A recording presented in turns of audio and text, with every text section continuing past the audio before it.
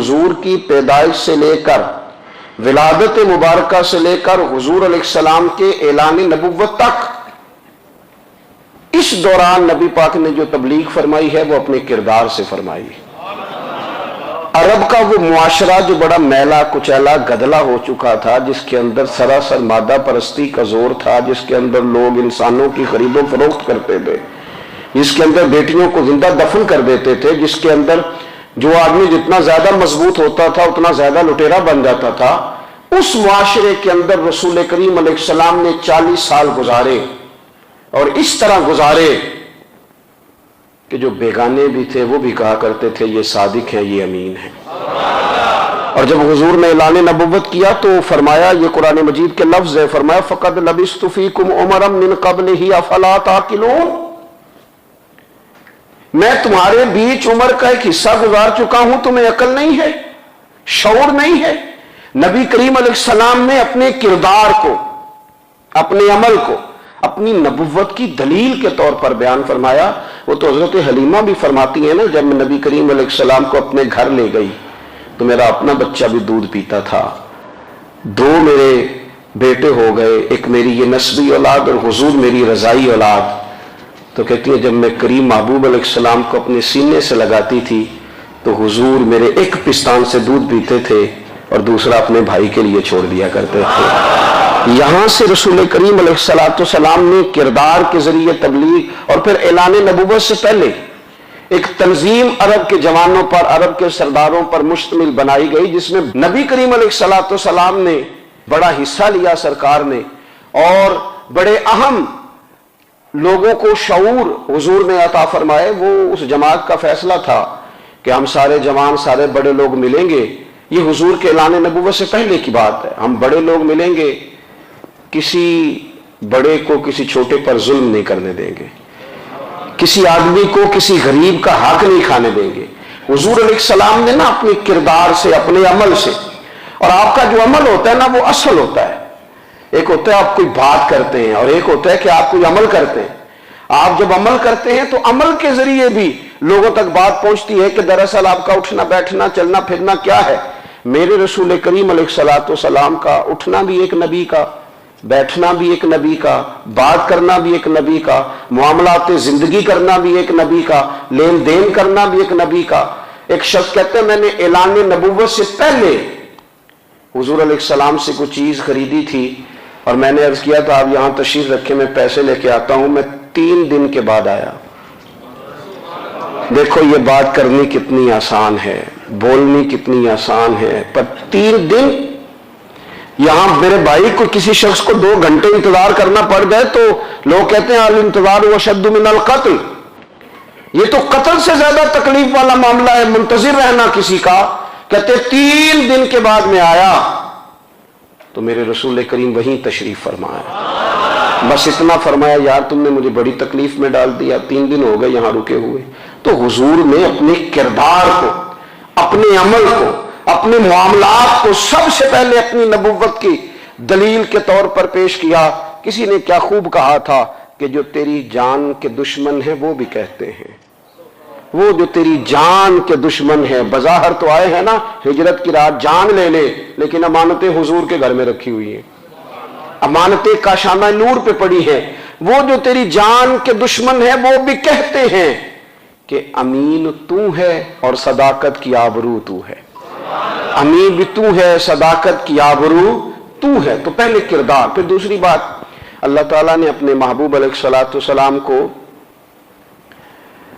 अपना मुतलक नायब बनाकर, अपना महबूब आजम बनाकर, वैसे ही सारे इंसानों के बारे में कहा वइज़ क़ाल रब्बुका लिल मलाइकति इन्नी जाइलुन फिल अर्दि खलीफा, मैं जमीन में अपना नायब बनाने वाला हूं। लेकिन हुजूर अलैहिस्सलाम तो महबूब है ना, हुजूर की नियाबत तो महबूबियत के दर्जे पर फायज है। तो रसूल पाक को रब करीम ने इस तरह का बना के भेजा कि हजरत अब्दुल्ला इब्न रवाहा रदियल्लाहु ताला अन्हु बयान फरमाते हैं कि अगर हुजूर कोई मौजज़ा न भी दिखाते, नबी करीम अलैहिस्सलाम से कोई एजाज लोग न भी देखते, तो महबूब का तो चेहरा ही इस तरह का था, लोगों ने देखते जाना था और कलमा पढ़ते जाना था। लेकिन बावजूद इसके मेरे रसूल पाक का एजाज ये है, कमाल ये है कि हुजूर कभी इशारा कर दें तो चांद 2 टुकड़े हो जाए। کبھی دعا مانگ دیں تو ڈوبا ہوا سورج واپس آ جائے، کبھی محبوب گزرنے لگے تو پتھر آپ پر سلام پڑے، کبھی حضور پہاڑ پر چڑھ جائیں تو پہاڑ وجد میں آ کر جھومنے لگے، محبوب کا کبھی نماز پڑھاتے ارادہ بن جائے تو اللہ تعالیٰ قبلے کا رخ ہی تبدیل فرما دے۔ کیا خوبصورت سوچ ہے اور کیا نظریہ دیتے ہیں بریلی کے امام۔ فرماتے اجابت کا جوڑا عنایت کا صحرا، دلہن بن کے نکلی دعائے محمد، اور اجابت نے جھک کر گلے سے لگایا بڑی ناز سے جب دعائے محمد۔ دیکھو خدا کی رضا چاہتے ہیں دو عالم، خدا چاہتا ہے رضائے محمد صلی اللہ تعالی علیہ وسلم۔ اور ایک مقام پہ فرماتے ہیں نائب دست قدرت پہ لاکھوں سلام، نائب دست قدرت پہ لاکھوں سلام۔ تو اللہ تعالیٰ نے نبی پاک صلی اللہ تعالی علیہ وسلم کو جو اعجاز۔ پھر ایک اور بات، حضور امی ہے، دنیا میں آ کر محبوب نے کسی سے پڑھا ہی نہیں۔ میرے محبوب نے جتنا پڑھا ہے رب کریم سے پڑھا ہے۔ الرحمن علم القرآن خلق الانسان، رحمان نے قرآن سکھایا پھر انسان بنایا۔ اللہ تبارک و تعالیٰ کی بارگاہ کرم سے حضور نے لیا۔ رسول کریم امی ہیں، یہ بھی حضور کی نبوت پر ایک بڑی دلیل۔ دیکھو ایک ہوتا ہے کوئی آدمی بچپن سے کسی چیز سے شغف رکھے اور جب اس کی عمر بڑی ہو جائے تو کہتے ہیں اس کا تجربہ بڑا ہو گیا ہے، یہ پہلے کچھ شعر کہتا تھا، کوئی ادبی جملہ کہتا تھا، تو اب اس کی یہ کام کرتے کرتے عمر بڑی ہو گئی ہے تو رسوخ حاصل ہو گیا۔ 40 سال کی عمر مبارک تک نبی کریم نے ایک شعر بھی نہیں کہا۔ حضور علیہ السلام نے کبھی کوئی ایسی بات، ویسے تو حضور کی ہر بات حکمت والی، لیکن جس کو عرب کے لوگ اپنے لہجے میں شاعری یا اپنے لہجے میں ادب کہتے تھے وہ حضور نے بیان نہیں فرمایا۔ لیکن جب 40 سال کی عمر میں اعلان نبوت کیا تو پھر بڑے بڑے فصیح و بلیغ، بڑے بڑے سیانے طفیل بن عمر کہتے ہیں کہ اس شخص کو بھی میں نے دیکھا جسے بڑا ناز تھا اپنی فصاحت اور بلاغت پر، اور جب وہ حضور کے پاس آیا اور اس نے آ کے کچھ باتیں کی تو محبوب خاموشی سے سنتے رہے، اور جب وہ چپ کر گیا تو میرے کریم نے صرف سورہ فاتحہ پڑھی۔ کبھی اٹھتا تھا، کبھی بیٹھتا تھا، کبھی غور کرتا تھا، کبھی دائیں جاتا تھا، کبھی بائیں جاتا تھا، پھر کہنے لگا بتاؤ نا کلام کس کا ہے؟ فرمایا اس رب کا، اس رب کا، اس رب کا جس کا میں رسول بن کے آیا ہوں۔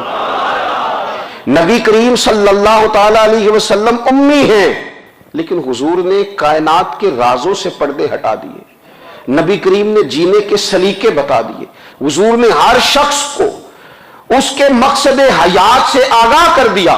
نبی کریم علیہ السلام نے وہ فلسفہ حیات بیان کیا کہ لوگوں کو صرف جینے میں مزہ نہیں آیا، مرنے میں بھی مزہ آنے لگا۔ لوگ آگے بڑھ بڑھ کے جانیں پیش کرنے لگے، اپنی اولادیں قربان کر، جو فلسفیوں سے کھل نہ سکا اور نکتہ وروں سے حل نہ ہوا، وہ راز ایک طیبہ والے نے بتلا دیا چند اشاروں میں۔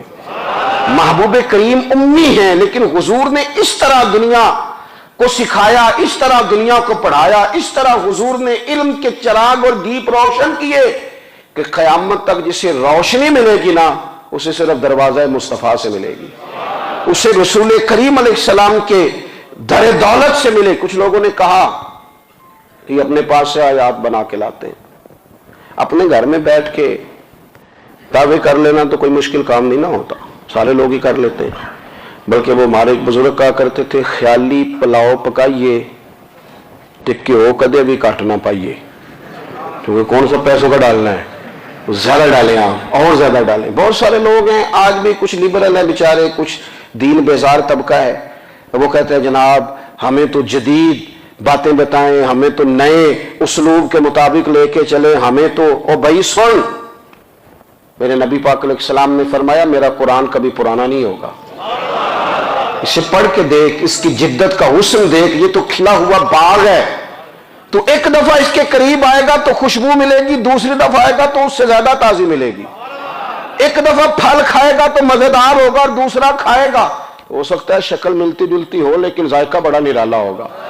تو تو صحیح نا، جب کچھ لوگوں نے کہا یہ خود سے بنا کے آیات لاتے ہیں تو فرمایا وَإِن كُنتُمْ فِي رَيْبٍ مِّمَّا نَزَّلْنَا عَلَىٰ عَبْدِنَا فَأْتُوا بِسُورَةٍ مِّن مِّثْلِهِ، اگر تمہیں کوئی شک ہے اس میں جو ہم نے اپنے بندہ خاص میں نازل کیا ہے تو تم بھی اس جیسی ایک آیت بنا کے لاؤ. اور چلو چیلنج کھلا دے دیا, فرما وَدْعُوا شُهَدَاءَكُم مِّن دُونِ اللَّهِ,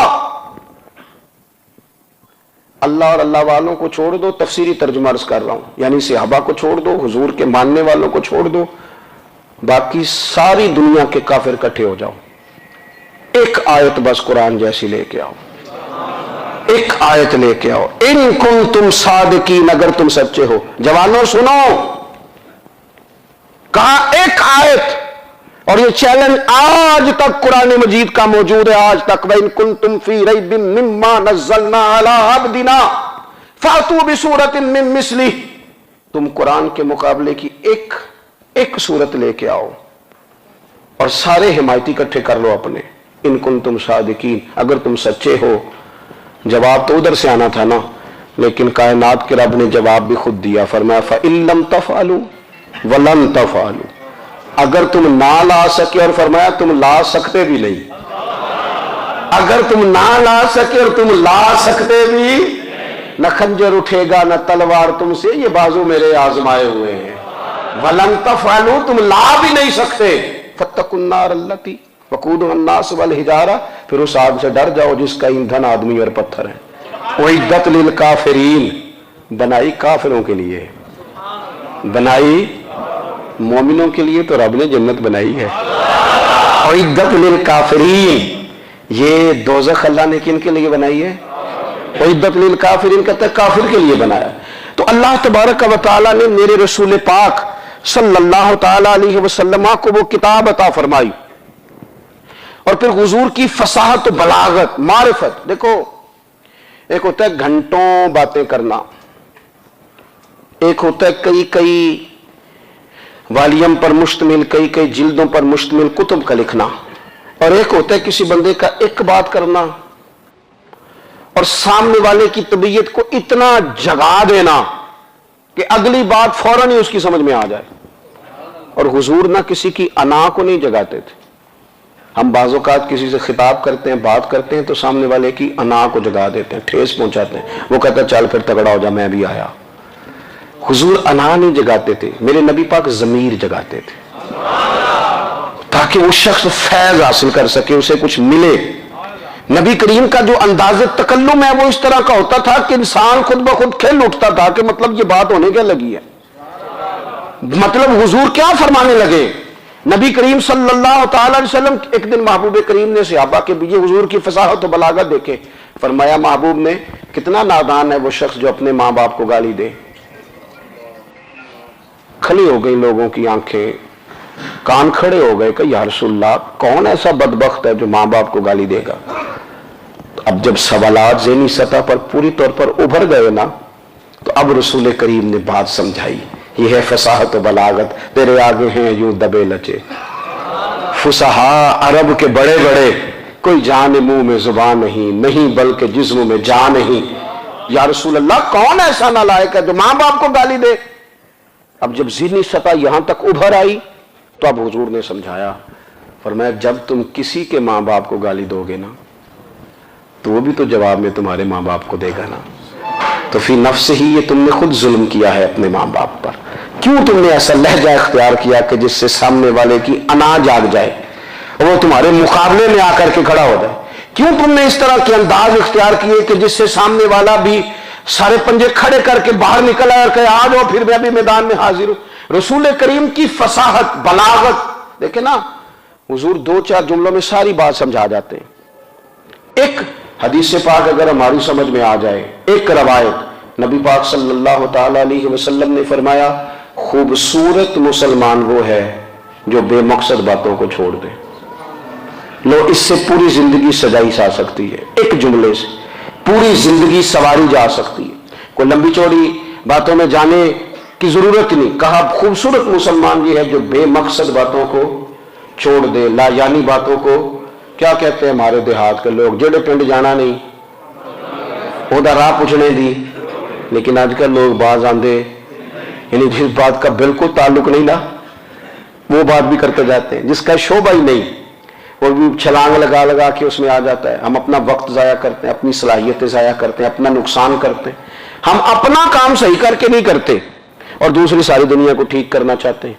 او بھائی آپ جس جگہ جس شعبے سے تعلق رکھتے ہیں آپ اپنے معاملات میں مضبوطی پیدا کریں۔ حضور نے اپنی فصاحت کے ساتھ بلاغت کے ساتھ لوگوں کو قائل کیا، اور قرآن مجید کی تاثیر کا یہ اثر میرے کریم رسول نے دکھایا کہ رات کو جب حضور بیٹھ کے قرآن پاک پڑھتے تھے نا، جب یاسین والے نبی خود یاسین کی تلاوت کریں، جب طٰہٰ والے محبوب خود طٰہٰ کی تلاوت کریں، غور کرو نا، جب مدثر والے محبوب خود ان جملوں کو ادا کریں، یعنی جن کے بارے میں آیت آئی ہے، جب وہی یہ آیت پڑھیں کہ اِنَّا أَعْطَيْنَاكَ الْكَوْثَرَ، یعنی جن کا ذکر ہو رہا ہے، جب وہ یہ بات کریں کہ یا ایھا النبی اِنَّا أَرْسَلْنَاكَ شَاہِدًا وَمُبَشِّرًا وَنَذِیرًا لِتُؤْمِنُوا بِاللَّهِ وَرَسُولِهِ وَتُعَزِّرُوهُ وَتُوَقِّرُوهُ وَتُسَبِّحُوهُ بُكْرَةً وَأَصِیلًا، جن کے بارے میں آیت آئی ہے، جب وہ یہ کہہ رہے ہوں کہ وَرَفَعْنَا لَكَ ذِکْرَكَ، جب وہ کہہ رہے ہوں وَالضُّحَىٰ وَاللَّيْلِ إِذَا سَجَىٰ، ذرا اس کیفیت کو دیکھیں جب محبوب خود پڑھ رہے ہوں، اور جو حضور پر آئی ہیں اس کا ذائقہ، اس کا لطف، اس کا انداز بھلا کیا ہوگا۔ حضور جب رات کو پڑھتے تھے نا قرآن پاک، تو جو پکے کافر تھے نا، ابو جہل جیسے لوگ، وہ بھی جھاڑیوں میں چھپ چھپ کے مدینے والے کی تلاوت سنا کرتے، حضور کی تلاوت سنا کرتے تھے۔ یہی بہتر ہے کہ پردوں میں وہ پردہ پوش رہے، وہ اگر پردے ہٹا دے تو کسے ہوش رہے۔ رسول کریم علیہ السلام کی تلاوت کا سننا، قریب جانا، یہ اعجاز ہے۔ حضرت فاروق اعظم کہتے ہیں میں طبیعت کا بڑا ڈاڈا تھا، مزاج کا بڑا سخت تھا، زندگی ہمیشہ ڈٹ کر گزاری، باتوں پر کھڑا رہنا آتا تھا، پر جب میری بہن نے مجھے چند آیتیں سنائی نا تو میں تڑپ ہی گیا۔ کروں آیا سا مار مقامنے نو، ہن مینو مار دے لے چلو، اوے متے عمر دی عمر برباد ہو جائے جتھے عمر سوار دے لے چلو۔ یہ اعجاز ہے رسول کریم صلی اللہ تعالی علیہ وسلم پر نازل ہونے والی کتاب کا۔ پھر حضور نے خبریں دی، نبی پاک نے خبریں دی، حضور نے فرمایا روم فتح ہوگا، وہ ہوا۔ نبی کریم علیہ السلام نے فرمایا شام فتح ہوگا، تو شام فتح ہوا۔ فرمایا ایران فتح ہوگا، تو ایران فتح ہوا۔ سراقہ بن مالک کہتے ایک گاؤں پر بھی مسلمانوں کی حکومت نہیں تھی، ایک گاؤں پر حضور مکہ مکرمہ سے نکل رہے تھے، مدینہ طیبہ تشریف لے جا رہے تھے، ابھی راستے میں تھے، میں 100 سرخ اونٹوں کے لالچ میں معاذ اللہ حضور کو گرفتار کرنے پہنچ گیا۔ محبوب نے حکم دیا، حضور کا معجزہ میں نے آنکھوں سے دیکھا، میرا گھوڑا زمین میں دھستا چلا گیا، میں نے معافی مانگی، حضور نے معاف کر دیا۔ میں نے سمجھا اچانک ہو گیا ہے، یہ منوانا بھی بڑا مشکل کام ہے۔ شجر و حجر پہچان گئے، انسان کی نظروں میں شاکی رہا۔ یہ کچھ ایسے لوگ ہیں جن کو منوانا توبہ توبہ، ماننے کو تیار نہیں، دیکھ دیکھ کے بھی ماننے کو تیار ہے نہیں، ماننے کو تیار ہی نہیں۔ کہتے ہیں کہ میں نے پھر چاہا آگے بڑھنا تو پھر زمین کے اندر میرے گھوڑے کے پیر دھنسنے لگے، پھر معافی مانگی۔ کریم تیرے معاف کرنے کی ادا پہ بھی قربان جائیں۔ یہ نہیں فرمایا کہ تو بار بار یوں ہی کرتا ہے، فرمایا معافی مانگتا ہے، جا میں نے معاف کیا۔ کہتے ہیں 3 دفعہ میں آگے بڑھا، 3 دفعہ حضور نے معاف کیا تو مسکرا کے فرمانے لگے تو یہاں مجھے گرفتار کرنے آیا ہے، وہ کیسر روم کا علاقہ فتح ہوگا۔ وہ کنگن جو پہنتا ہے نا ہاتھوں میں، بادشاہ کے کنگن معروف ہیں، وہ تیرے ہاتھوں میں آئیں گے۔ اللہ کرے آپ سمجھیں، یہ جو لوگ ڈری ڈری سہمی اور ہمارے بچے مایوسی کی معاذ اللہ باتیں کرتے ہیں، وہ دیکھیں حضور کس طرح کی گفتگو فرماتے ہیں۔ ابھی ایک گاؤں پر بھی اسلام کی حکومت نہیں، لیکن حضور کا خبر دینے کا انداز، کریم فرمانے لگے وہ کیسر روم کے جو کنگن ہوں گے وہ تیرے ہاتھوں میں آئیں گے۔ جناب سراقہ بن مالک فرماتے ہیں کہ میں مسلمان ہو گیا، حضور کا وصال ہو گیا، کنگن نہیں آئے۔ حضرت ابوبکر صدیق کا وصال ظاہری ہو گیا، کنگن نہیں آئے۔ جناب عمر کا دور آ گیا، سراقہ بوڑھے ہو گئے۔ کوئی بندہ پوچھتا نا کہ اب تو عمر ڈھل گئی ہے، زندگی کا پتہ نہیں، کہنے لگے نہیں میں نہیں جاتا، جب تک کنگن نہیں آتے اسرائیل کو نہیں آئیں گے، کیونکہ ساڈے نبی دی زبان ساڈے واسطے قرآن، جو دن کو کہہ دیا دن ہے تو دن نکل آیا، جو شب کو کہہ دیا شب ہے تو رات ہو کے رہی، اور خدا نے ان کی زبان کو وہ اختیار دیا جو نکلی منہ سے ان کے وہ بات ہو کے رہی. اور فاضل بریلوی کا تو انداز ہی پھر انوکھا ہے نا. وہ تو کہتے ہیں وہ زبان جس کو سب کن کی کنجی کہے، جس کو سب کن کی کنجی کہے، اس کی نافذ حکومت پہ لاکھوں سلام. کہنے لگے نہیں آتے حضرت اسرائیل، فکر نہ کرو. بوڑھے ہو گئے تھے، نکلنا گھر سے بند کر دیا. حضرت عمر کا دور تھا، کنگن آ گئے. حضرت فاروق اعظم نے ان کے پوتوں سے، نواسوں سے، بچوں سے کہا جاؤ بلا کے لاؤ. کہا دادا جان بوڑھے ہیں. پھر میں تم کان میں کہہ دینا کنگن آ گئے، پھر تم دیکھنا تو صحیح. پھر حضرت سراقہ آئے. حضور نے جو خبریں دی، نبی پاک علیہ الصلوۃ والسلام نے جو گزشتہ قوموں کے احوال بیان کیے، اور پھر میرے نبی پاک علیہ الصلوۃ والسلام نا دنیا میں عزتیں دینے آئے. عزتیں، یہ مزاج ہمیں کم کرنا چاہیے. یہ جو ہم ساری زندگی اس کام میں لگا دیتے نا، کسی کو نیچا کیسے دکھانا ہے، یہ انداز حضور نے نہیں ہمیں دیا. آپ دیکھو حضور تشریف لائے تو ہمیں پتہ چلا کہ حضرت یوسف جیسا سونا کوئی نہیں. حضور تشریف لائے تو ہمیں پتہ چلا کہ حضرت داؤد جیسی خوبصورت آواز کسی کی نہیں. حضور تشریف لائے تو ہمیں پتہ چلا کہ جناب عیسیٰ علیہ السلام کا فقر اختیاری کس طرح کا تھا.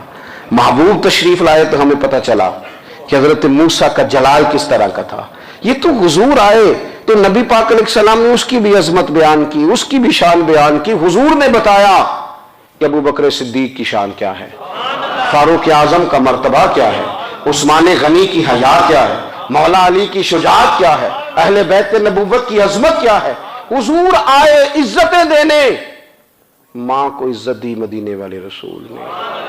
کہا جس کا باپ راضی ہو گیا اس کا رب راضی ہو گیا. فرمایا جو 2 بیٹیاں 3 بیٹیاں 4 بیٹی بہنیں یا ایک بیٹی یا بہن بیاہ کے آ گیا نا، اس طرح میری 2 انگلیاں جڑی ہوئی ہیں، میرے ساتھ جڑ کے جنت میں جائے. رسول کریم صلی اللہ تعالی وسلم نے عزت دی. عزت دی. حضور عزتیں دینے، کوئی اعزاز نہیں. ان پڑھ بندہ ہے، سادہ ہے، غریب ہے، مزدوری کرتا ہے، ہاتھوں پہ چھالے. یا رسول اللہ اس کا بھی کوئی اعزاز ہے؟ قربان جائیں، میرے کریم نے عزت دی. فرمایا محنت کر کے روزی کمانے والا تو اللہ کا دوست ہے. یہ اینٹیں اٹھانے والا، یہ مشقتیں کرنے والا، یہ صبح دیہڑی پہ جانے والا، یہ بیچارہ جو اچار سے روٹی کھاتا ہے، تو نے ہر شخص کی قسمت میں یہ عزت لکھی اور آخری خطبے کی صورت میں وصیت لکھی. رسول کریم نے ہر بندے کو اعزاز دیا، عظمتیں دی. حضور عزتیں دینے آئے. نبی پاک علیہ السلام نے اعزازات دیے، حضور نے نوازا. یہ ساری چیزیں میرے رسول پاک کی تشریح. اور پھر یہ جو حضور کے صحابہ اور اہل بیت ہیں نا، یہ بھی میرے نبی پاک کی نبوت کی دلیل ہے. اتنی جلدی انقلاب آیا نہیں کرتے. وہ کل تک جو رہزن تھے حضور نے راہبر بنا دیے. وہ لوگ جو کل تک ایک دوسرے کے گلے کاٹ کے کھاتے تھے، ایک دوسرے کو مارتے تھے، تکلیف پہنچاتے تھے، برادری ازم پہ لڑتے تھے، حضور نے بھائی بھائی بنا دیے. ایک پلیٹ میں کھانا کھانے لگے سیدنا بلال حبشی، صہیب رومی، سلمان فارسی. حضور نے یوں کر کے ملا دیا. نبی کریم علیہ السلام نے تقسیمیں ختم کر دی دنیا میں. حضور کے صحابہ نے اپنا کردار اس طرح کا دکھایا، اتنا بلند کیا، اور صحابہ کرام علیہم رضوان اس کو دیکھ کر اتنی بلندیوں پہ گئے کہ گواہیاں اللہ کا قرآن دیتا ہے. فرمایا محمد رسول اللہ والذین معہ اشداء علی الکفار رحماء بینہم تراہم رکعا سجدا یبتغون فضلا من اللہ ورضوانا. فرمایا یہ جو میرے محبوب کے ساتھ والے ہیں کافروں پر سخت ہیں، آپس میں نرم دل ہیں. تم جب بھی انہیں دیکھو گے سجدے کرتے دیکھو گے، رکوع کرتے دیکھو گے، تم انہیں دیکھو گے اللہ کی رضا کے متلاشی ہیں. انہیں ساری مادہ پرستی سے نکال کر محبوب نے رب کی رضا کے رستے پہ ڈال دیا. میرے نبی کریم سید عالم صلی اللہ تعالی علیہ وسلم کی نبوت کے دلائل کے طور پر یہ ساری چیزیں آئیں. بس میں بات سمیٹنے لگا ہوں. حضور کا جو اخلاق ہے نا، وہ بھی نبی کریم علیہ الصلوۃ والسلام کی نبوت کی بہت بڑی دلیل ہے. وَإِنَّكَ لَعَلَىٰ خُلُقٍ عَظِيمٍ. محبوب ہم نے آپ کو نہ خلق عظیم کا مالک بنایا ہے. کچھ لوگ سمجھتے ہیں صرف آپ کا بولنے کا انداز ٹھیک ہو تو آپ با اخلاق ہے. نہیں بھائی، بولنے کا انداز ٹھیک ہونا با اخلاق نہیں، سچ بولنا اخلاق کی علامت ہے. آپ کا حق بات کرنا اخلاق ہے. آپ کا صحیح گواہی دینا اخلاق ہے، آپ کا اللہ تعالیٰ کی طرف سے آزمائش آنے پر صبر کا مظاہرہ کرنا اونچا اخلاق ہے، رب نعمت دے تو آپ کا وجود ڈھلتا جائے شکر میں، یہ اخلاق ہے۔ رب کریم اگر آپ کو کسی وقت کسی آزمائش میں اپنی حکمت سے ڈالتا ہے تو عزت نفس کو برقرار رکھنا، خودداری کو برقرار رکھنا، یہ اخلاق۔ نبی پاک نے اعلیٰ ترین اخلاق کی بات بتائی، اعلیٰ ترین۔ حضور نے لوگوں سے بیعت لیتے وقت کہا تھا میرے ہاتھ پر بیعت کرو، چوری نہیں کرو گے۔ نبی پاک علیہ السلام نے مختلف امور پر بیعت لی۔ حضرت حکیم بن حزام کہتے ہیں حضور نے میرے ہاتھ پہ ہاتھ رکھ کے کہا میرے ہاتھ پہ ہاتھ رکھ کے بیعت کرو کہ کسی دنیا دار سے سوال نہیں کرو گے، خودداری سے زندگی گزارو گے، عزت نفس سے، جو رب نے تمہیں دیا ہے تم اس پر راضی رہو گے۔ لوگوں کی جیبوں کو ٹٹولنا، دوسروں کی دولتوں پہ راج کرنا، دوسروں کے مال پر نگاہیں ڈالنا اللہ کے حبیب نے پسند نہیں فرمایا۔ فرمایا بیعت کرو کہ تم کبھی کسی سے سوال نہیں کرو گے۔ حد ہو گئی، نبھانے والوں نے پھر اس عہد کو نبھایا اور کمال کر دی۔ حضرت حکیم بن حزام گھوڑے پہ بیٹھے تھے، ہاتھ میں درہ تھا، وہ زمین پہ گر گیا، قریب غلام کھڑا تھا، حضرت حکیم بن حزام خود گھوڑے سے اترے، درہ اٹھایا، دوبارہ گھوڑے پہ بیٹھے۔ غلام عرض کرنے لگا حضور مجھے بتا دیتے میں اٹھا کر دے دیتا۔ آنکھیں چمک اٹھیں، فرمانے لگے کیسے بتا دیتا؟ اپنے رسول سے وعدہ کیا ہے کبھی کسی سے سوال نہیں کروں گا، کبھی سوال نہیں کروں گا۔ اللہ کے محبوب نے ہمیں اعلیٰ اخلاقی قدروں کی بات ہمیں سکھائی ہے۔ ہم دیکھتے ہیں کہ بڑی جلدی 2 4 5 لوگوں کے غصہ دلانے پر ہم ساری اخلاقی حدوں کو کراس کر جاتے ہیں۔ دوستو ہمارا ایک ویژن ہونا چاہیے، ہمارے ذاتی رویے بڑے معتبر ہونے چاہیے، لین دین کے معاملات کے اندر مسلمانوں کو بڑا صاف ستھرا ہونا چاہیے۔ ہمیں اپنی معاشی زندگی میں روزمرہ کے معاملات میں ہماری توجہات کا مرکز صرف اللہ رسول کی ذات ہونی چاہیے۔ رب کریم نے اپنی حکمت سے کسی کو کتنا دیا ہے یہ اس کی حکمت کے تقاضے ہیں۔ ہمیں اس نے جس رنگ میں جس حال میں رکھا ہے ہمیں اپنے رب کی رضا پر بہت زیادہ مطمئن ہونا چاہیے۔ اچھا پھر ایک اور بات، جن چیزوں کو ہم نے دکھ بنایا ہے نا یہ تو وہاں دکھ تھا ہی نہیں۔ مہینہ مہینہ چولہا نہیں جلا، لیکن کسی جگہ اظہار غربت ہے، حضور کی اولاد پاک کا یا صحاب کا یا ازواج کا۔ مہینہ مہینہ چولہا نہیں جلا، لیکن یہ اخلاق عالیہ کا حسن دیکھو، اپنے گھر مہینہ مہینہ چولہا نہیں جلا، جو مانگنے آیا اسے جھولی بھر کے عطا فرمایا، کوئی دروازے سے خالی نہیں گیا۔ عزیز بھائی اگر زندگی میں اخلاقی قدریں ہم اپنا لیں اور ہم تھوڑا تھوڑا کر کے اپنے آپ کو تبدیل کریں، ساری زندگی توجہ رہی کہ فلاں کیا کر رہا ہے فلاں کیا کر رہا ہے، تھوڑا سا گردن کو جھکا کے اپنے اوپر توجہ ڈالیں، اپنے آپ کو وقت دیں، حضور کے اخلاق عالیہ کی روشنی میں، تعلیمات حسنہ کی روشنی میں ہم اپنے کردار و عمل پر تھوڑی توجہ دیں۔ اس وقت بہت بڑی تعداد میں امت مسلمہ ہے، اور ایسا نہیں ہے کہ دولت نہیں ہے، دولت سے بھی سرشار ہیں۔ ہمارے یہاں بڑے بڑے انجینئر ہیں، بڑے بڑے ڈاکٹر ہیں، لیکچرار ہیں، ہمارے پاس بڑے بڑے ہاسپٹل ہیں، بڑا کچھ ہے، لیکن کردار و عمل کے بادشاہ، اپنی زندگی تقوی کی روشنی میں گزارنے والے ان لوگوں کی تعداد کم ہے۔ اگر کوئی آج بھی سارے کام نیک کرے لیکن جائیداد میں سے بیٹی کا حق رکھ جائے تو پھر اس نے کیا میلاد منایا ہے؟ اگر آج بھی جو 2 4 لوگ بیچارے اس کے زیر دست ہیں، ملازمین ہیں، ان کے ساتھ اس کا رویہ انتہائی سخت ہو تو اس نے کیا میلاد منایا؟ اگر آج بھی وہ برادری ازم کی بنیاد پر دوستیاں کرے اور چھوٹے بڑے کی وہ تقسیم رکھے، جسے حضور نے فرمایا کہ قبیلے تو تعارف کے لیے، ورنہ کسی عربی کو اجمی پر، گورے کو کالے پر کوئی فضیلت نہیں۔ اگر کوئی آج بھی اس برادری ازم کا قائل ہے پھر اس نے کیا میلاد منایا؟ اگر کوئی شخص آج بھی اپنے آپ کو مادہ پرستی میں پوری طرح دھکیل چکا ہے اور رضا الہی کا مسافر نہیں بنا تو اس نے کیا میلاد منایا؟ اپنی طبیعتوں میں روحانی تبدیلی اور وہ خاص افکار جو حضور اپنے غلاموں میں پیدا فرماتے، ان افکار کو پیدا کرنا، سوچوں کو بدلنا، سوچوں کو، نظریات کو بدلنا، اپنے روزمرہ کے معاملات کا جائزہ لینا۔ عزیز دوستو یاد رکھیے گا کہ اللہ تعالیٰ نے ہمارے نبی پاک علیہ السلام کو جو عظمتیں عطا فرمائی ہیں ان میں سے ایک عظمت یہ ہے کہ اللہ نے محبوب کو خلق عظیم عطا فرمایا اور فرمایا وَإِنَّكَ لَعَلَىٰ خُلُقٍ عَظِيمٍ، اے محبوب بے شک آپ خلق عظیم پر ہیں۔ اخلاق انسانی زندگی کی بہت بڑی ضرورت ہے۔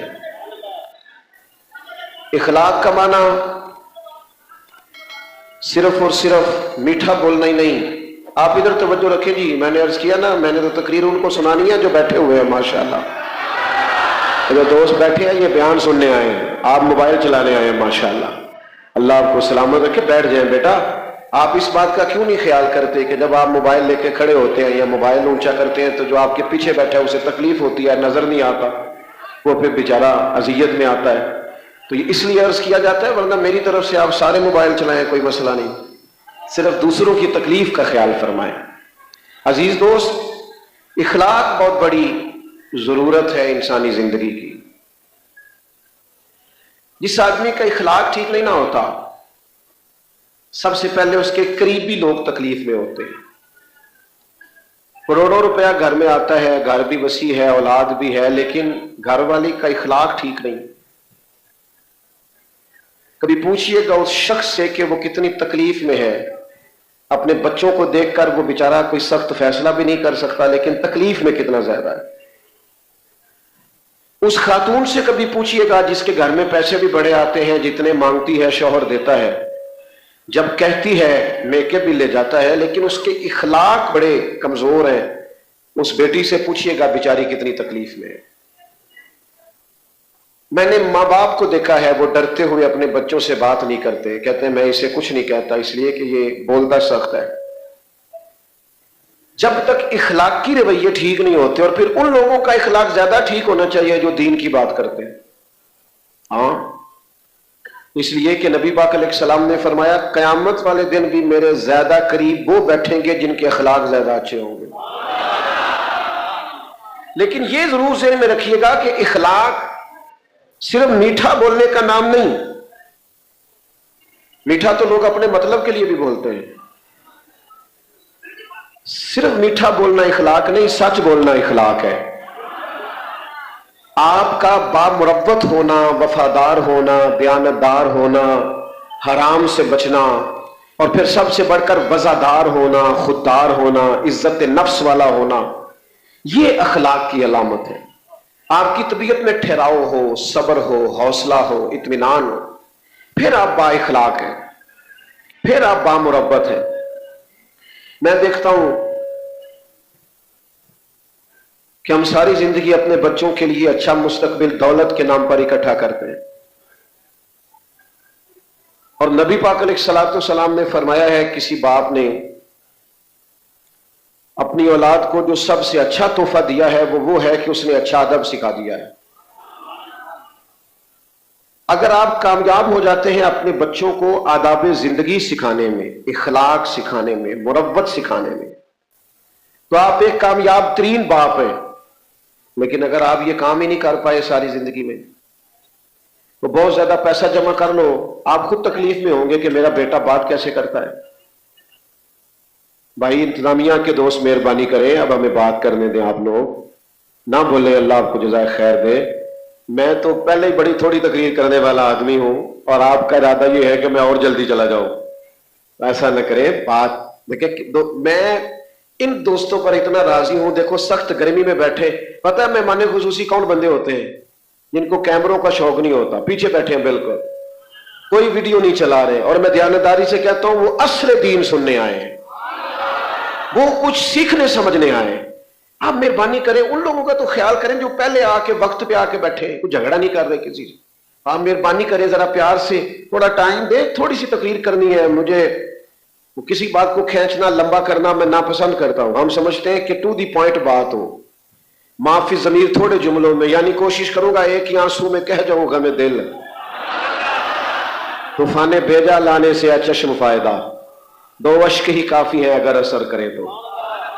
بھائی اعلیٰ اخلاق کردار، یعنی آپ سے بندہ مل کے آپ کے کپڑوں سے متاثر نہ ہو، آپ کے رویے سے متاثر ہو، آپ کے اٹھنے بیٹھنے سے متاثر ہو، آپ کے معاملے سے متاثر ہو، حسن اخلاق سے متاثر ہو۔ کچھ لوگ کپڑے بڑے اعلیٰ پہنتے ہیں لیکن ان میں تکبر کوئی بھی نہیں ہوتا، بڑی گاڑی سے اترتے ہیں لیکن وہ کسی جگہ بھی خود پسند نہیں ہوتے، لیکن کچھ لوگ بیچارے کچھ بھی نہیں ہوتے، बड़ा कुछ ही बने हुए होते हैं और जानबूझ के अपना आप बताते, दिखाते, सुनाते फिरते हैं। अजीज दोस्तों, आला इखलाकी रवैये हमें हमारे नबी करीम ने सिखाए, और यही वो नेमत है जिससे उम्मत की इस्लाह हो सकती है। सबसे पहली चीज जिसको आज हमने समझना है, आपको पता है पगड़ी बांधना सुन्नत है, दाढ़ी रखना सुन्नत है, मिसवाक करना, लेकिन नबी पाक की जो अदा सबसे पहले मशहूर हुई थी ना, वो सादिक और अमीन होना है। इसका मतलब हुआ सच बोलना भी सुन्नत है, अमानतदार होना भी सुन्नत है। सबसे पहले लोग जिस अदा से मेरे करीम को जानने लगे, असीर दुश्मन की चाह में भी और मुखालिफों की निगाह में भी, वो अमी है, सादिक है, मोतबर है, मेरा पैगंबर अजीम तर है। हुजूर सच बोलते और दयानतदारी की बात करते। सच बोलने वाला आदमी आसान जिंदगी गुजारता है, क्योंकि एक झूठ के साथ 100 बोलना पड़ता है, और झूठ रहता फिर भी झूठ ही है। आप सच बोल देते हैं, बात आसान हो जाती है।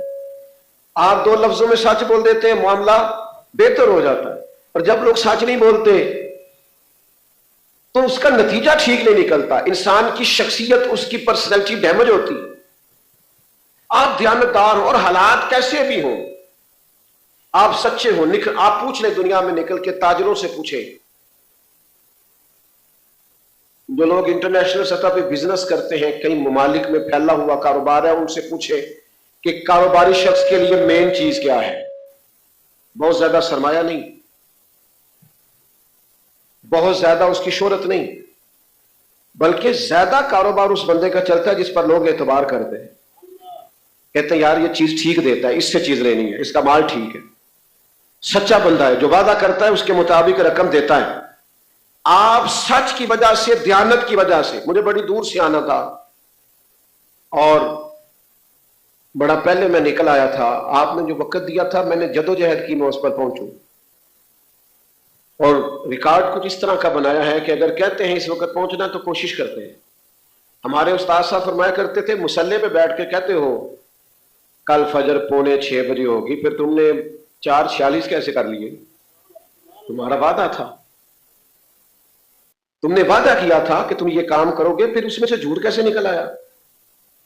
फिर तुमने वो क्यों ऐसी बात की जिस पर तुम पूरे नहीं उतर सकते थे? मेरे अजीज, सच, दयानत, बुखारी में हदीस मौजूद है, बदर का दिन मुसलमानों के लिए बड़ा आजमाइश का और बड़ा कठिन दिन था। 313 के मुकाबले में 1000 काफिर था। नबी पाक अलैहिस्सलाम के सहाबा फरमाते कि तलवारें, नेज़े, जिरहें भी बड़ी थोड़ी थी, एक एक बंदे की जरूरत थी। 2-3 सहाबा पीछे रह गए, वो आ रहे थे बदर में शिरकत करने, रास्ते में अबू जाल से मुलाकात हो गई। कहां जा रहे हो? कहने लगे हम हुजूर की जियारत को जा रहे हैं। कहने लगा नहीं तुम जंग करोगे? उस सहाबा ने कहा नहीं जंग नहीं करेंगे, हम तो बस जियारत करेंगे। कहने लगा वादा? कहा वादा, एक एक बंदे की जरूरत है। जाके अर्ज की या रसूल अल्लाह, उसने रोक लिया था और हम ये कह के आए हैं हम जंग नहीं करेंगे, तो हुजूर हुक्म क्या है?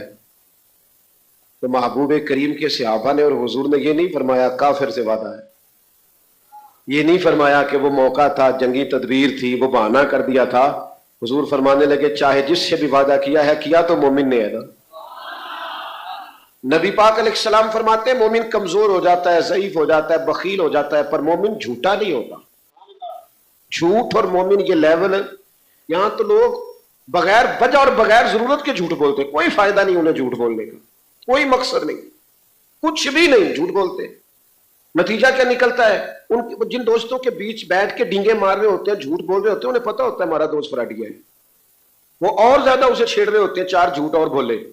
आप अपनी शख्सियत का मजाक न बनाएं, ये इखलाक सीखें कि सच बोलें, दयानतदारी का मुजाहरा करें। आप 2 दिन का ज्यादा टाइम ले किसी को माल देने के लिए, लेकिन अपनी शख्सियत और अपने विकार को खराब न होने दें, इसको समझ लें। सच्चाई और अमानतदारी, दयानतदारी, मैं कैसे आपसे अर्ज करूं, हम उस मुल्क में रहते हैं जिस मुल्क में लोगों ने गुनाहों के नाम ही बदल दिए, झूठ का नाम बहाना रख लिया है, रिश्वत का नाम तोहफा रख लिया है, और लोगों ने गीबत का नाम गपशप रख लिया है। لیبل بدلنے سے چیزیں بدلا نہیں کرتی.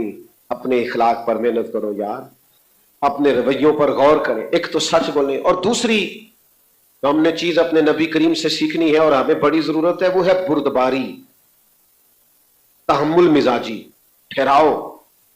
اس سے نہ زندگی میں سکون آتا ہے. مقابلہ کر کے, بحث کر کے دشمنوں کو ہرایا نہیں جا سکتا. میں اکثر یہ بات کرتا ہوں, محفلوں میں آج بھی کرتا ہوں. میری ایک چھوٹی سی رائے ہے, آپ نے اختلاف کرنا ہوا تو کر لیجئے گا. میری رائے یہ ہے کہ میاں بیوی کے جھگڑے میں زیادہ غلطی میاں صاحب کی ہوتی ہے. دیکھو کتنا زیادہ گھورنا شروع کر دیا آپ نے مجھے. آپ نہ گھوریں, مہربانی کریں, آپ بڑا گھور رہے ہیں سخت قسم کا. وہ کہہ رہے ہیں ہم نے تو نیک آدمی سمجھ کے بلایا تھا. تو یہ کدھر کی وکالت کر رہا ہے. میاں بیوی کے جھگڑے میں زیادہ غلطی نہیں بولنا, تجھے پتا ہے میں اپنی رائے دے رہا ہوں, آپ اختلاف کر لیجئے گا, اس پر میں دلیل رکھتا ہوں. دلیل میری یہ ہے کہ عورت بیچاری کی عقل کمزور ہوتی ہے, تو میاں صاحب کی تو پوری ہے نا. تو پھر جھگڑا کس نے ختم کرنا تھا؟ تو میاں صاحب تو پورا مقابلہ کر رہے ہیں, ہر بات میں بحث کر رہے ہیں. آپ کا بردبار ہونا, تحمل مزاج ہونا, یعنی ٹھہراؤ ہو طبیعت میں, ذرا حوصلہ ہو. نہ سمجھ آئے تو حضرت سلطان صاحب سے پوچھ لیں. سلطان بہو کہتے ہیں 14 طبق کی دلے دے اندر تے اساں تمبو وانگو تانے ہو, دل دریا سمندروں ڈونگے, کون دلان دیا جانے ہو. آپ کا دل بڑا ہو, حوصلہ بڑا ہو, طبیعت میں وسعت ہو, آپ کا مزاج وسعت والا ہو, آپ کی طبیعت ٹھہراؤ والی. ہمارے ہاں لوگوں کے مزاج میں ٹھہراؤ نہیں ہوتا, بردباری اور وزاداری نہیں ہوتی. نبی پاک علیہ السلام کی طبیعت میں ٹھہراؤ. ایک شخص نے نا قرضہ لیا حضرت بلال نے, وہ یہودی تھا اور اس نے خود قرضہ دیا, حدیث پاک میں موجود ہے. اس نے کہا آپ کو قرض لینا پڑتا ہے مہمانوں کے لیے, مجھ سے لے لیا کرے. لے لیا, اس سے وعدہ کر لیا. وہ نا وعدے سے 3 دن پہلے ہی آ گیا پیسے لینے. حضور علیہ السلام مکہ مدینہ طیبہ کے چوک میں کھڑے تھے, حضرت عمر بھی ساتھ تھے. وہ آ گیا اور آن کر کے اس نے مطالبہ کیا کہ میری رقم واپس کریں. تو کریم فرمانے لگے ابھی تو 3 دن باقی ہیں. تو اس نے بڑے سخت لفظ کہے. حضرت عمر نے تلوار نکال لی. حضور فرمانے لگے عمر جلدی نہ کر یار, ذرا ٹھہر جا. حضور فرمانے لگے اس کے پیسے حق بنتا ہے, بات کر سکتا ہے. یار آپ نا اگر کبھی دشمن کے مقابلے میں ہنس کے دیکھیں تو صحیح مزہ کتنا آتا ہے. میری بات کی سمجھ آ رہی ہے؟ آپ کبھی جو بڑا غصہ کرے, آپ اس پر تھوڑے چند دن پہلے نا مجھے ایک صاحب کہنے لگے کہ یہ فلانا بندہ صحابہ کے بارے میں بڑی کچی باتیں کرتا ہے, اس کو امام حسن سے زیادہ سمجھ آ گئی ہے. یاد رکھنا کبھی کسی مولوی پیر کے چکر میں نہ پڑنا, کوئی بھی ہو, حضرت ابو بکر سے لے کر سیدنا امیر معاویہ تک. خبردار کبھی کسی کے چکر میں نہ پڑنا, یہ اپنی تقریریں چمکانے کے لیے حالات خراب کرتے. بیٹا بیٹھ جائیے, آپ کو اللہ سلامت رکھے. آپ کے پیچھے جو لوگ ہیں ان کی غلطی کیا ہے, تشریف رکھیں اور بات سنیں, کسی چکر میں نہ پڑے. تو میں اس دوست سے کہہ رہا تھا تمہیں ان پہ غصہ آتا ہے, مجھے ان لوگوں پہ ترس آتا ہے, بیچارے اپنی آخرت خراب کر رہے ہیں. اور پھر یہ کہ آپ اپنی حیثیت دیکھیں, آپ بات کن لوگوں کی کر رہے ہیں. آپ زمین پہ بیٹھے اور ان کو حضور نے کہا صحابی کا نجوم. آپ زمین پر بیٹھ کر تاروں کو ہاتھ ڈال رہے ہیں, دیکھیں آپ کن کی بات کر رہے ہیں. اور یہی معنی, یہی جملہ ناسبی کے لیے ہے کہ تو تولتا نہ پھر, تیری نسل پاک میں ہے بچہ بچہ نور کا, اور تو ہے عین نور, تیرا سب گھرانہ ہی نور کا. ان کے لیے بھی یہی جواب ہے. تو میرے عزیز, آپ دشمن ایسا نہ ہو کہ آپ کا دشمن آپ کو چڑھائے. اچھا یہ بتائیے, چڑھانے والا زیادہ بندہ پریشان ہوتا ہے, جو چڑے وہ زیادہ پریشان ہوتا ہے. چڑنا کیوں نہ چھڑ دیے. ایک جملہ ہمارا دشمن کہتا ہے, پھر وہ چڑھا دیتا ہے, ہم جواب دینے میں لگے رہتے ہیں, وہ ہمارا سارا وقت ضائع ہو جاتا ہے. وَإِذَا خَاطَبَهُمُ الْجَاهِلُونَ قَالُوا سَلَامًا. جاہلوں سے مخاطب ہو تو سلام کرنا چاہیے. بحث عام دام برسر مطلب. اس نے مطالبہ کیا تو نبی کریم نے فرمایا عمر اسے ساتھ لے جاؤ, جتنے اس کے پیسے دینے اتنی کھجوریں دے دو. اور ساتھ فرمایا تم نے چونکہ اس پہ غصہ کیا ہے تھوڑی کھجوریں زیادہ بھی دے دینا. حضرت عمر کہتا ہے میں کھجوریں تول تول کے دے رہا تھا تو وہ میرے سے ہلکی ہلکی باتیں کرنے لگا حضور کے بارے میں. مجھے غصہ تھا, وہ باتیں کرتا, میں غصہ کرتا. سیدنا عمر کہتے ہیں وہ آخر میں کہنے لگا عمر مجھ پر جلدی نہ کر, میرا مسئلہ سمجھ جا, کچھ تو مجبوریاں رہی ہوں گی, یوں ہی کوئی بے وفا نہیں ہوتا. کہنے لگا میں نے جان بوجھ کے قرضہ دیا تھا حضرت بلال کو, میں جان بوجھ کے وقت سے چند دن پہلے لینے بھی آیا ہوں، اس لیے کہ میں یہودیوں کا عالم ہوں، تورات پڑھی ہوئی ہے، میں نے تورات میں اللہ کے آخری نبی صلی اللہ علیہ وسلم کی جتنی نشانیاں پڑھی تھی وہ ساری مدینے والے محبوب میں پائی جاتی ہیں۔ ایک نشانی یہ پڑھی تھی کہ جتنی کوئی جہالت کرتا جائے گا نبی پاک کا علم اتنا ہی بڑھتا جائے گا، بردباری بڑھتی جائے گی، وسعت قلبی بڑھتی جائے گی، عمر یہ سارا کچھ میں نے وہ دیکھنے کے لیے کیا کہ کریم کا صبر کتنا زیادہ ہے۔ اب مہربانی کر مجھے ساتھ لے جا، معافی بھی دلا دے اور مدینے والے کا کلمہ بھی پڑھا دے۔ اگر آپ سے ماں باپ کی بات بھی برداشت نہیں نہ ہوتی پھر آپ کو علاج کی ضرورت ہے۔ دنیا میں سب سے بد نصیب بیٹا وہ ہے کہ جس کا باپ بھی اس سے بات کرتے وقت ڈرے کہ کہیں آگے سے بدتمیزی نہ کر دے، وہ بد نصیب ہے۔ او میرے یارو، حلم، بردباری، ٹھہراؤ، صبر، برداشت، آپ کا سینہ کشادہ ہو، آپ کو سہنا ہے۔ اور میں ایک آپ کو بات عرض کروں، نظریاتی لوگ ہمیشہ بردبار ہوتے ہیں، آپ پرواہ نہ کریں مخالفوں کی، اور لوگ آپ کو آ کے بلا وجہ بھی کہیں گے فلانا تیرے خلاف گل کردا سی، انہوں کہ یار جی وہ کردا سی تو چنگا ہوندا تے اتنے جواب دیندا، پہلے تو مزہ لے کے سنیے۔ ایک سیانے آدمی تھے، سمجھدار بزرگ، چلے ان کا کوئی نام فرض کر لے، محمد بشیر نام تھا، تو کسی نے آ کے ان سے کہا بشیر صاحب فلانا بندہ آپ کو برا بھلا کہہ رہا تھا، سیانے بندے تھے نا، لڑائیوں کا وقت نہیں تھا، کام بڑا کرنا تھا، ڈیوٹی بہت زیادہ تھی۔ کب بشیر صاحب فلاں آپ کو برا بھلا کہہ رہا تھا تو کہنے لگے یار چھوڑ، بشیر نام کے کئی لوگ ہیں، وہ پتہ نہیں کس کی بات کر رہا تھا، ہماری نہیں کر رہا تھا، ہمیں ضرورت نہیں۔ بردبار بنے، اور اگر آپ چپ ہو جائیں گے نا تو آپ باوقار۔ ایک بزرگ میرے پاس آیا کرتے تھے، ایک دن کہنے لگے پیر صاحب بچے بات نہیں سنتے، 100 باتیں دینی پڑتی ہیں پھر بھی کمرے میں نہیں آتے، چائے بھی نہیں پوچھتے۔ میں نے کہا ایک نسخہ دوں گا، چھوٹا آدمی ہوں لیکن امید ہے نسخہ کام کرے گا۔ کہنے لگے دے دے۔ میں نے کہا آج گھر جا کے آپ نے بولنا نہیں، صرف السلام علیکم کہنا ہے، کوئی بات ہی نہیں کرنی۔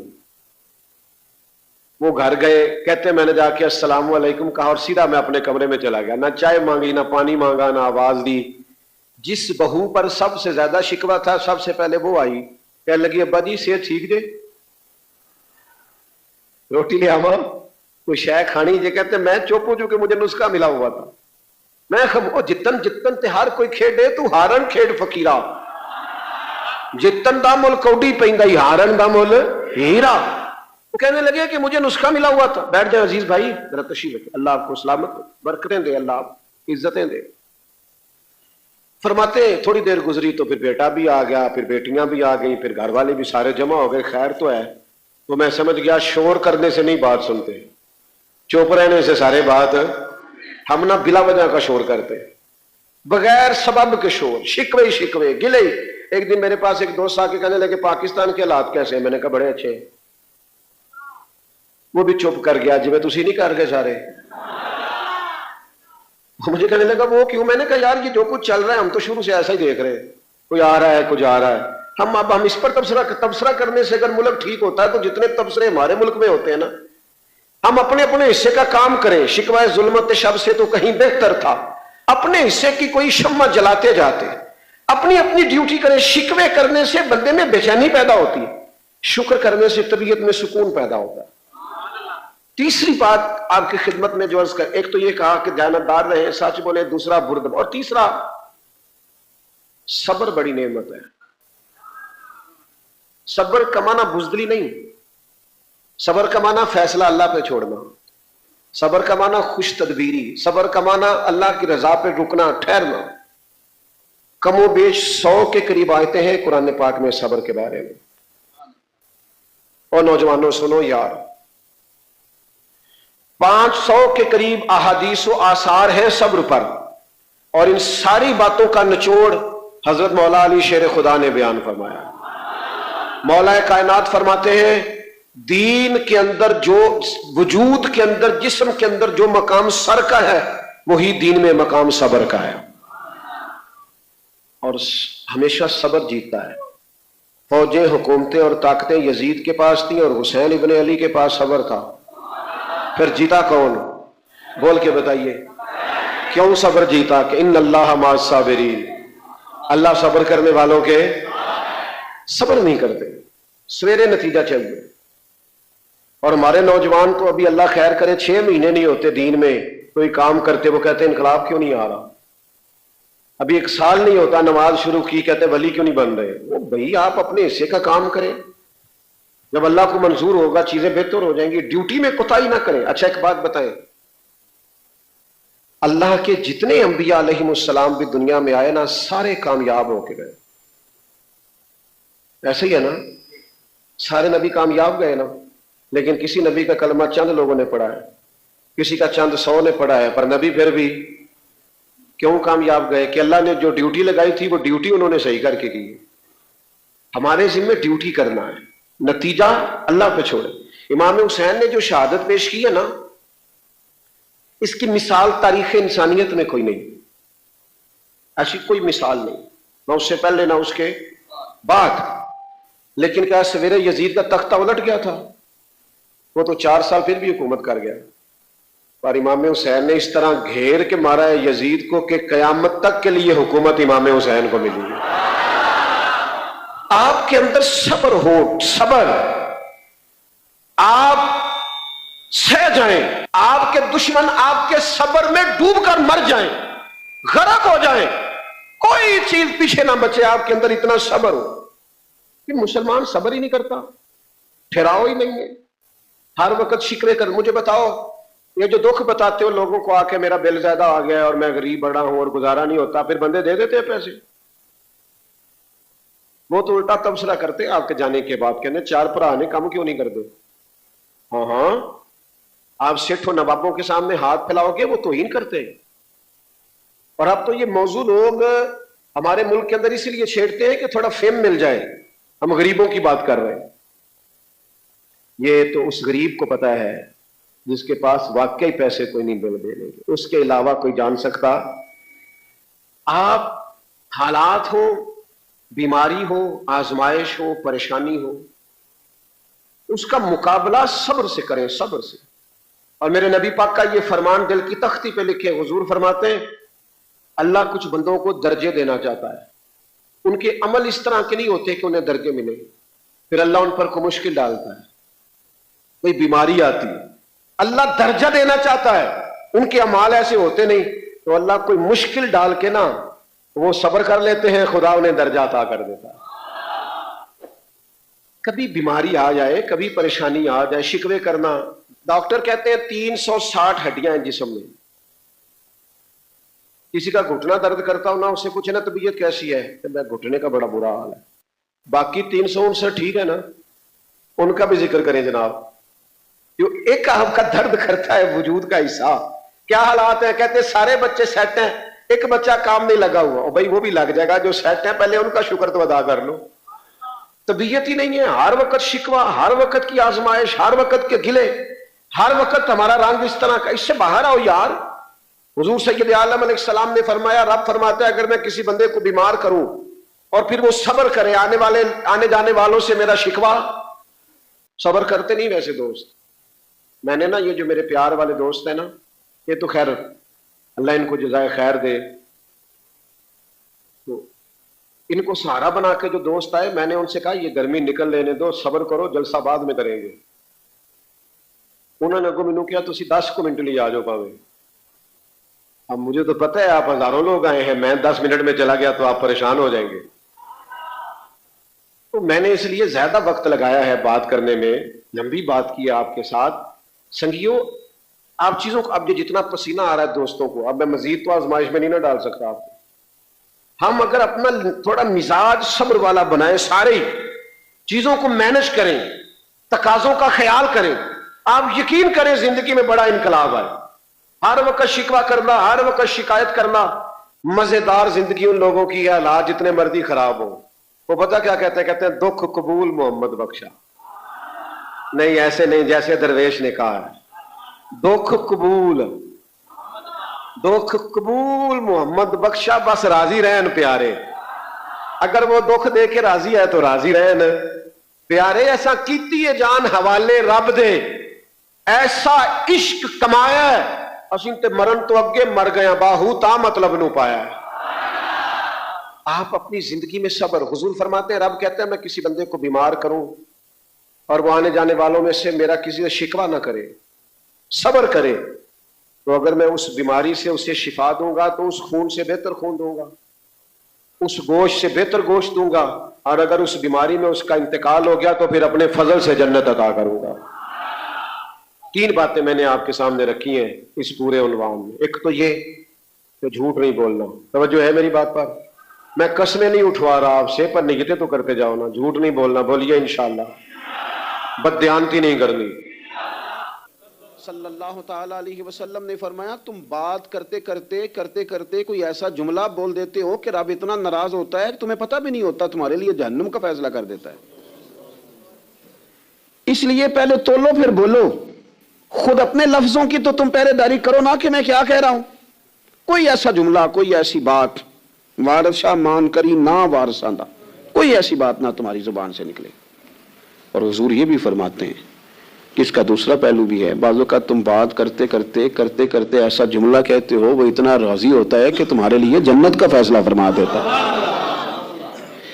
مسلمان کو اب یہ حکم ہے، اس ساری گفتگو کا نتیجہ یہ ہے کہ وہ اپنے جذبات پر، خیالات پر، نگاہوں پر، زبان پر، کانوں پر تھوڑی توجہ دے، بے لگام نہ بنے، بے ترتیب نہ بنے، جو طبیعت میں آئے کر نہ گزرے، تھوڑا سا نہ سوچے سمجھے اور تھوڑا سنبھل کے چلے، کبھی ان کاموں کی طرف نہ جائے جن سے رب ناراض ہو جاتا ہے، ان کاموں کی طرف بڑھے جن سے اللہ راضی ہوتا ہے۔ میرے نبی پاک صلی اللہ تعالی علیہ وآلہ وسلم نے ارشاد فرمایا، بعض احادیث میں لفظ یہ ہیں کہ اللہ اپنے بندوں کو دیکھ کے مسکراتا ہے جو اس کی شان کے لائق ہے۔ جس ترتیب سے ہم مسکراتے ہیں، جس ترتیب سے ہم روتے ہیں، جس ترتیب سے ہم کسی بات کا اظہار تشکر کرتے ہیں، خدا ان باتوں سے پاک ہے۔ اب بہت ساری حدیثوں میں آیا کہ وہ مسکراتا ہے، تو کیا مطلب ہے مسکرانے کا؟ تو علماء تفسیر نے لکھا ہے مسکرانے کا مطلب یہ ہے کہ وہ بڑا ہی راضی ہوتا ہے اپنے بندے سے، بڑا راضی ہوتا ہے، یہ مطلب ہے۔ ایک تو مسکرانے کا مطلب یہ کہ وہ بڑا راضی ہو گیا، وہ مسکرا دیا اپنے بندے پہ۔ اور ایک اس کا معنی خود نبی پاک صلی اللہ تعالی علیہ وسلم نے بیان فرمایا، مسند امام احمد بن حنبل میں حدیث ہے، حضور سید عالم علیہ السلام سے صحابہ نے پوچھا یا رسول اللہ شہید تو بڑے لوگ ہوتے ہیں، شہیدوں میں افضل کون ہے؟ تو اللہ کے حبیب علیہ السلام فرمانے لگے وہ والا بندہ جو ڈٹ گیا تھا کافروں کے مقابلے میں، وہ ہلا نہیں، پوری طرح ڈٹ کے جو لڑا وہ شہداء میں افضل ہے۔ حضور فرماتے ہیں وہ جنت کے بالا خانوں میں سیر کرے گا اور رب اسے دیکھ کے مسکرائے گا، رب اسے دیکھ کے مسکرائے گا، اللہ تعالیٰ مسکراتا ہے اسے دیکھ کے۔ اور اگلے جملے میں حضور نے وضاحت کر دی، فرمایا جب رب دنیا میں کسی پر مسکراتا ہے نا تو اس کا معنی یہ ہے کہ قیامت میں پھر اللہ اس سے حساب کوئی نہیں لے گا۔ جس پر اللہ دنیا میں مسکرا دیا اس سے کوئی حساب، تو وہ کام ڈھونڈنے چاہیے نا جس سے اللہ مسکرائے۔ ویسے کبھی ہم ایسا کرتے ہیں کہ نہیں کہ کسی کو راضی کیا جائے؟ یہ کام ہم کرتے ہیں کہ ہماری کمپنی کا جو سربراہ ہے وہ ہم سے راضی رہے، جس ادارے میں ہم پڑھاتے ہیں اس ادارے کا بڑا ہم سے راضی رہے، یہ کرتے ہیں ہم، اس کے لیے کچھ نہ کچھ ہیلے بہانے ہم کرتے ہیں، برادری، قبیلہ، علاقہ، بستی، لوگ کسی طریقے سے ہمارے ساتھ مطمئن رہیں، کرتے ہیں نا یہ سارے کام۔ اس میں تھوڑی مشکل بھی ہمیں آتی ہے لیکن کرتے ہیں، کیا کریں؟ گھر میں بھی کئی دفعہ ایسا ماحول بنانا پڑتا ہے۔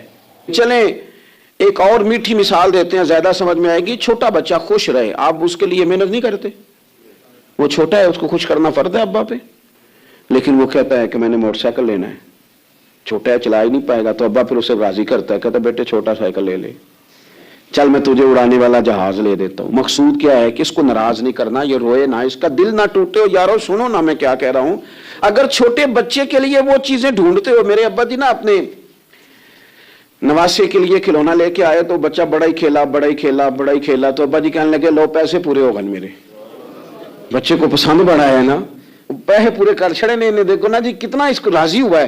تو انسان کیا کرتا ہے کہ کوشش کرتا ہے، چھوٹا بچہ بھی ناراض نہ ہو تو وہ چیزیں وہ ڈھونڈتا ہے کہ اس کو کیا پسند ہے، چاکلیٹ لے جاؤں، فلاں چیز لے جاؤں، آئس کریم لے جاؤں۔ تو ایک بچے کے لیے، گھر کے لیے، سربراہ کے لیے اتنی محنت کرتے ہو تو وہ کام بھی ہمیں ڈھونڈ کے تلاش کرنے چاہیے نا جس سے رب راضی ہوتا ہے، اللہ راضی ہوتا ہے۔ بتاؤں وہ کون کون سے کام ہیں؟ نبی کریم صلی اللہ تعالی علیہ وسلم نے ارشاد فرمایا 3 لوگ ہیں جنہیں دیکھ کے رب مسکراتا ہے. یا رسول اللہ صلی اللہ علیہ وسلم وہ کون کون سے؟ تو محبوب فرمانے لگے ایک وہ بندہ ساری مخلوق سوئی ہے، آدھی رات ہے، رات کا پچھلا پہر ہے، اس نے اٹھ کے وضو کر لیا، مصلی پہ کھڑا ہو گیا خدا کی یاد میں، فرمایا اسے دیکھ کے رب مسکراتا ہے جو اس کی شان کے لائق ہے. مسکراتا ہے اللہ. یہ تو سونے کا ٹائم تھا، یہ تو گہری نیند آنے کا وقت تھا، رات کا پچھلا پہر. رات پوے تے بے درداں نو نیند پیاری آوے، درد منداں نو یاد سجن دی ستیاں بھی آن جگاوے. اور ساون کی کالی راتوں میں جب بوندا باندی ہوتی ہے، وہ راتوں کو اٹھ اٹھ روتے ہیں جب خلقت ساری سوتی ہے. اللہ مسکراتا ہے. اور سننا میرے بھائی، میرے نبی پاک صلی اللہ تعالی علیہ وسلم فرماتے ہیں جب مسلمان نماز کے لیے صفیں بناتے ہیں نا، ترتیب لگ رہی ہوتی ہے، اب اللہ کی بارگاہ میں کھڑے ہوں گے، قیام کریں گے، رکوع کریں گے، سجود کریں گے. فرمایا جب مومن صفیں بناتے ہیں تو رب دیکھ کے مسکراتا ہے.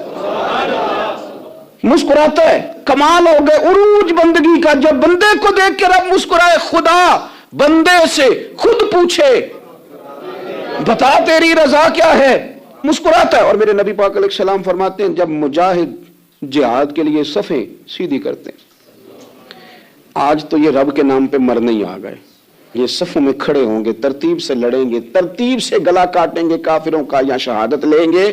فرمایا جب جہاد کے لوگ صفیں بناتے ہیں تو رب انہیں دیکھ کے مسکراتا ہے. کتنے نصیبوں والا وہ بندہ ہے جسے دیکھ کے مسکرا دیا. او یار کبھی تیرا بیٹا تیرے سامنے مسکرائے نا چھوٹا، تو تیرا دل باغ باغ ہو جاتا ہے.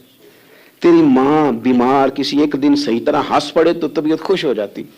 مجھے بتاؤ نا جس کا رب بھی اسے دیکھ کے ہنس پڑے جو اس کی شان کے لائق ہے، کیا اس بندے کے نصیبے ہیں، کیا اس کے مقدر ہیں.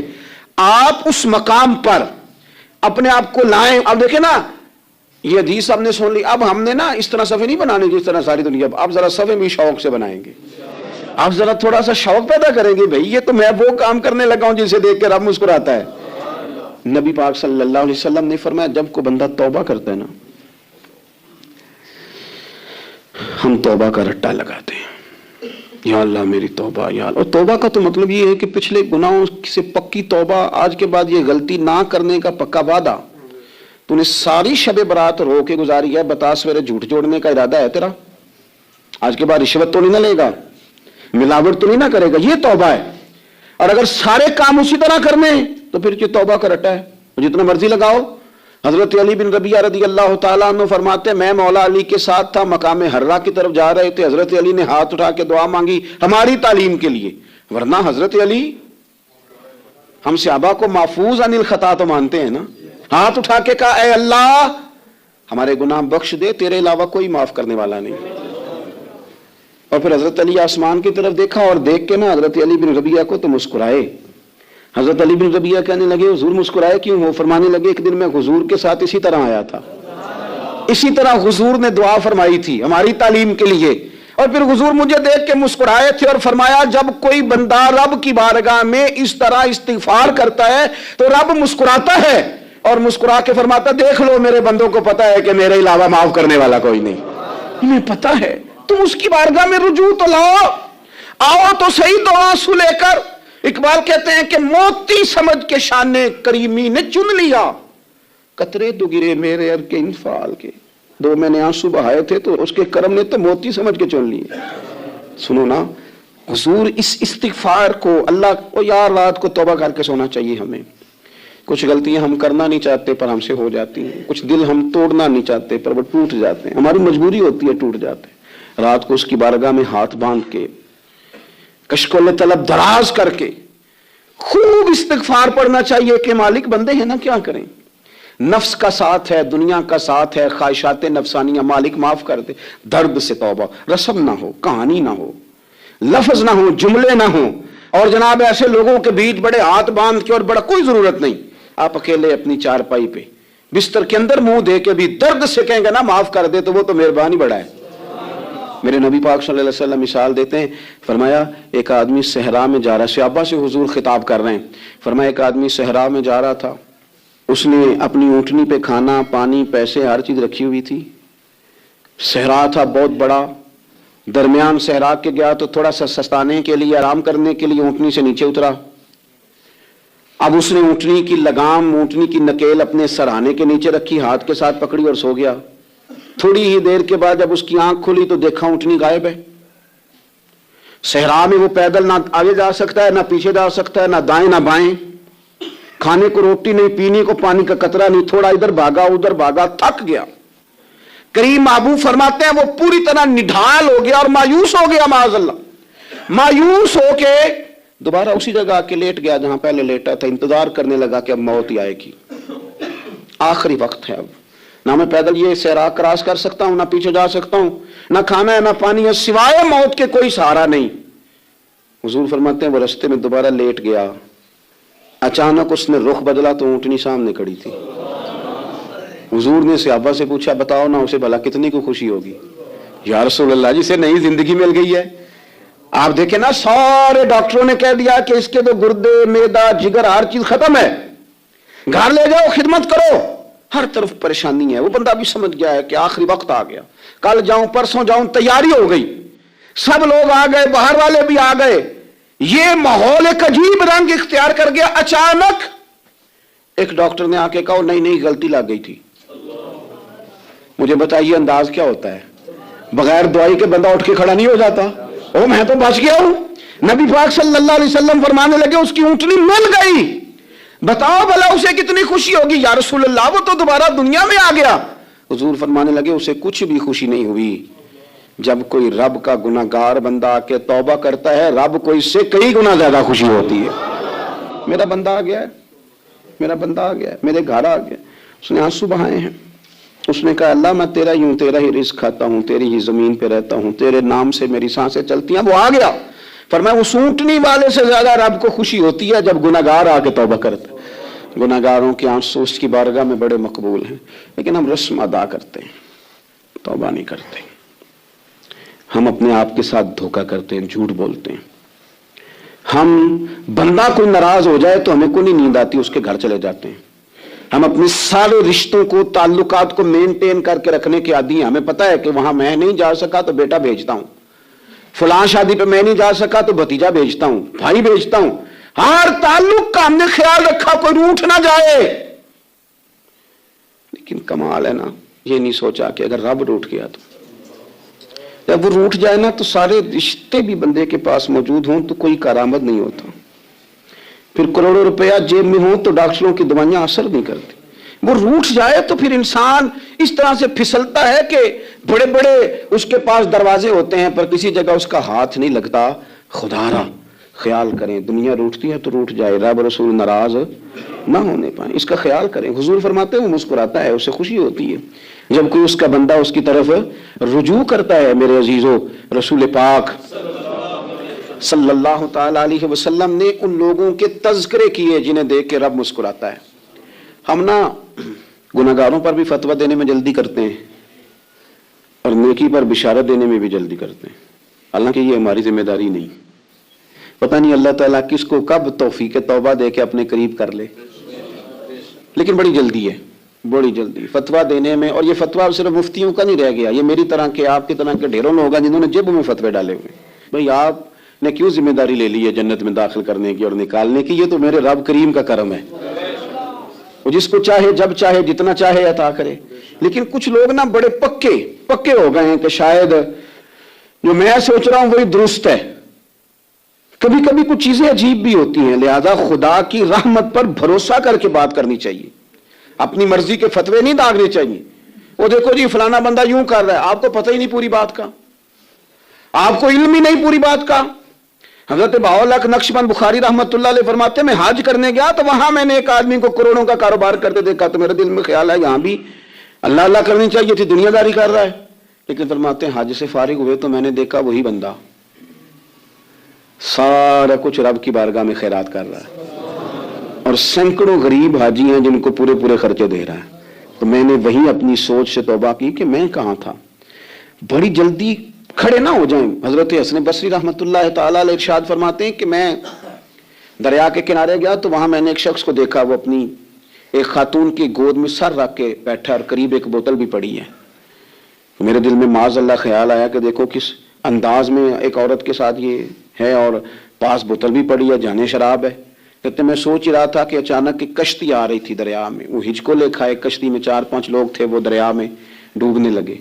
وہ آدمی تیزی سے اٹھا، دریا میں چھلانگ لگائی، پہلے ایک کو نکالا، پھر دوسرا نکالا، پھر تیسرا نکالا، ایک بندہ رہ گیا. کہنے لگا حضور مجھے تو آپ نے گنہگار سمجھا ہے، میں تو بڑے غلط انداز میں یہاں بیٹھا ہوں، آپ نے جو سوچا. چلیں گے چوتھا بندہ آپ نکالنا ہے، کرے نا یہ کام، کرے نا یہ کام. بڑے بھولے بھالے، بڑے اللہ والے، ریاض آپ کو بس ہم ہی جانتے ہیں.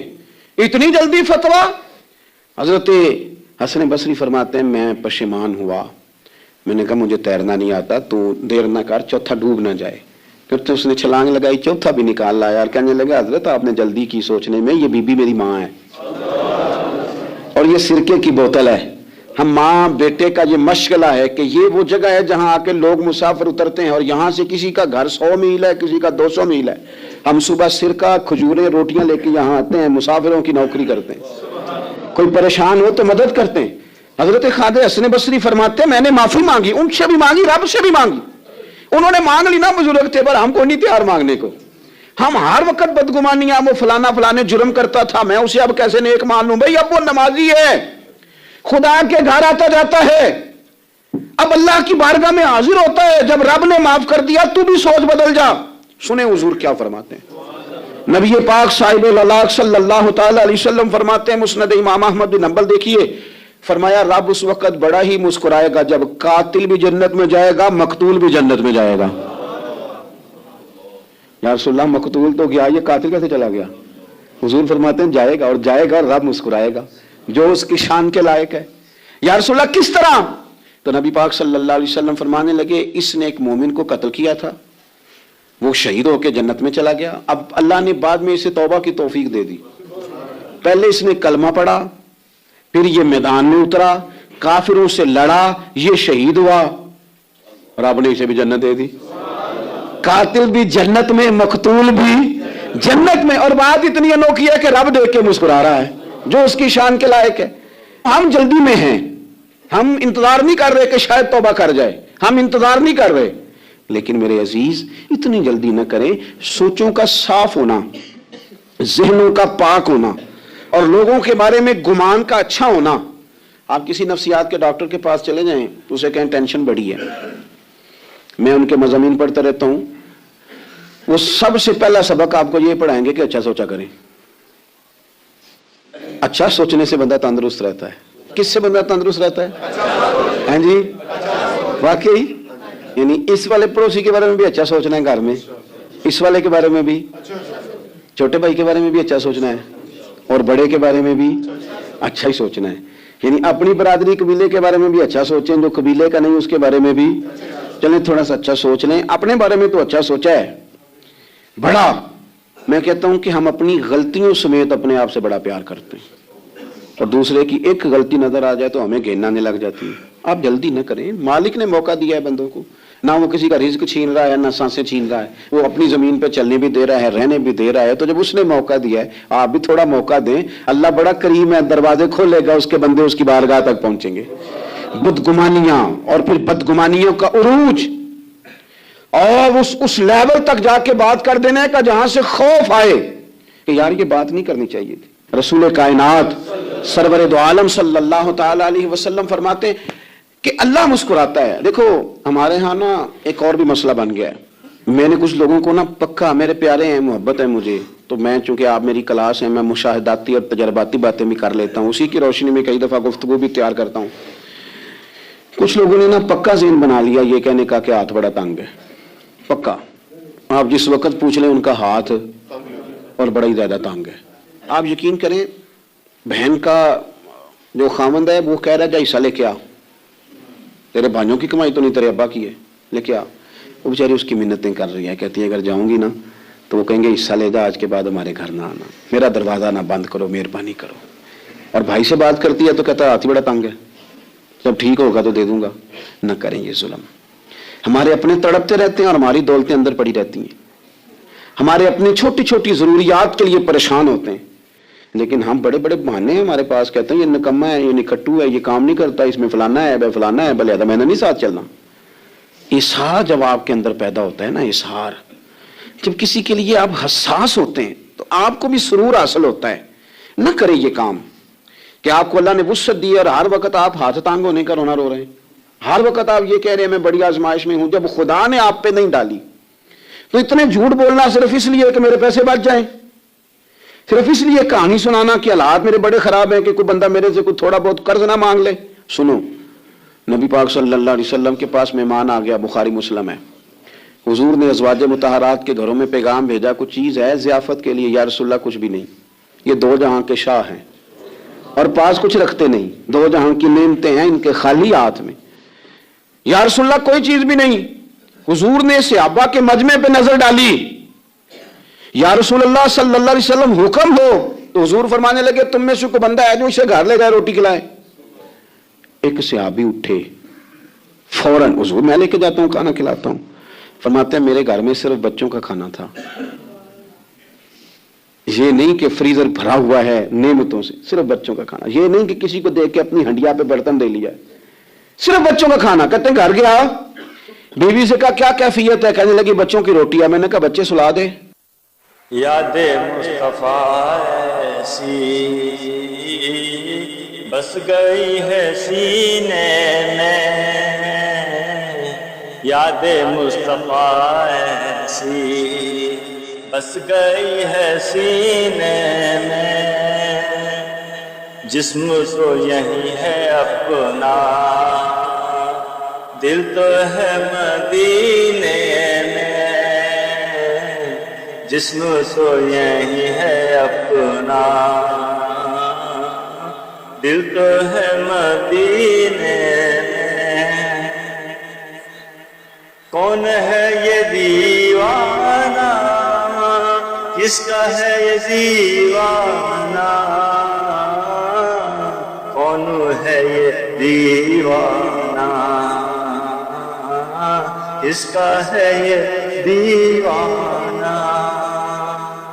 عصر میں بھی کہتا ہے جانا ہے مدینے میں، عصر میں بھی کہتا ہے جانا ہے مدینے میں.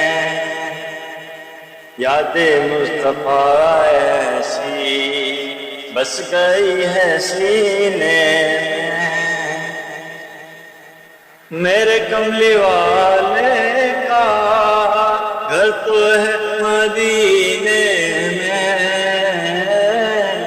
میرے کملی والے کا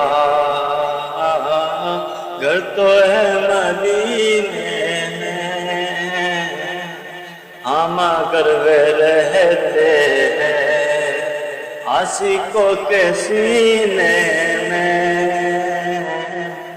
ہم اگر وہ رہتے ہیں عاشقوں کے سینے میں. کون ہے تیرا رہبر پوچھا تو کجل بولے،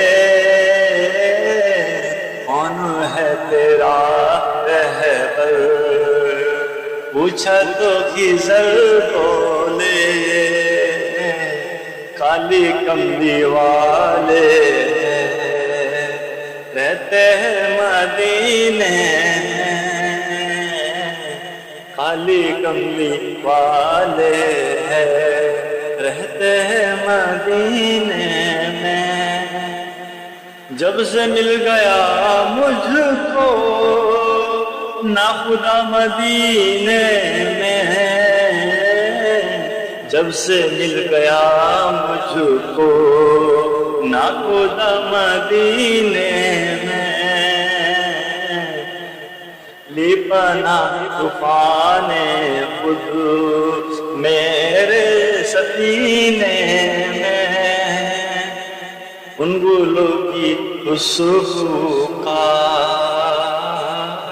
ان گلوں کی خوشبو کا ذکر کیا کروں آقا، ان گلوں کی خوشبو کا ذکر کیا کروں آقا. خود بھی نہ آتی ہے آپ کے پسینے میں.